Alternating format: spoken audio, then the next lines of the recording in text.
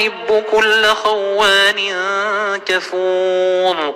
أذن للذين يقاتلون بأنهم ظلموا وإن الله على نصرهم لقدير الذين أخرجوا من ديارهم بغير حق إلا أن يقولوا ربنا الله ولولا دفاع الله الناس بعضهم ببعض لهدمت صوامع وبيع وصلوات ومساجد يذكر فيها اسم الله كثيرا ولينصرن الله من ينصره إن الله لقوي عزيز الذين إن مكناهم في الأرض أقاموا الصلاة وآتوا الزكاة وأمروا بالمعروف ونهوا عن المنكر ولله عاقبة الأمور وإن يكذبوك فقد كذبت قبلهم قوم نوح وعاد وثمود وقوم إبراهيم وقوم لوط وأصحاب مدين وكذب موسى فأمليت للكافرين ثم أخذتهم فكيف كان نكير فكأي من قرية أهلكناها وهي ظالمة فهي خاوية على عروشها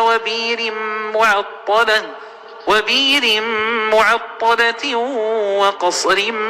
مشيد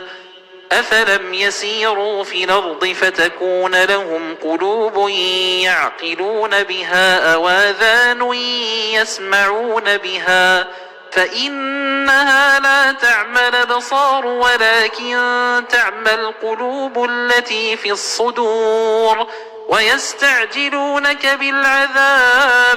ويستعجلونك بالعذاب ولن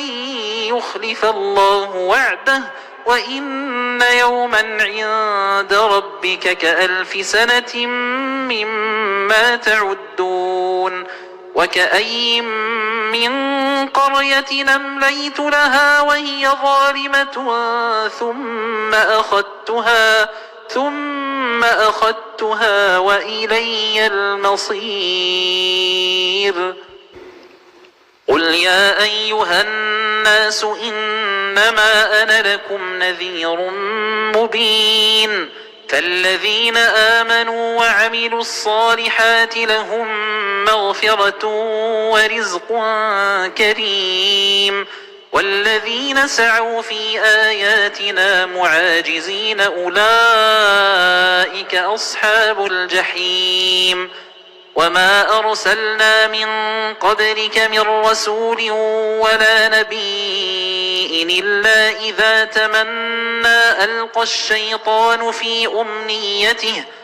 إلا إذا تمنى ألقى الشيطان في أمنيته فينسخ الله ما يلقي الشيطان ثم يحكم الله آياته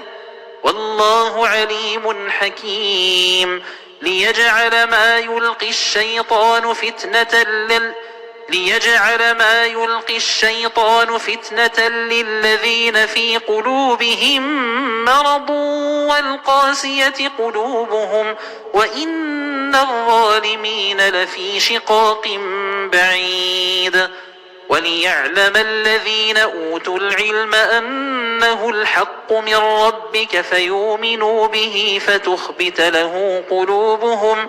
وإن الله لهادي الذين آمنوا إلى صراط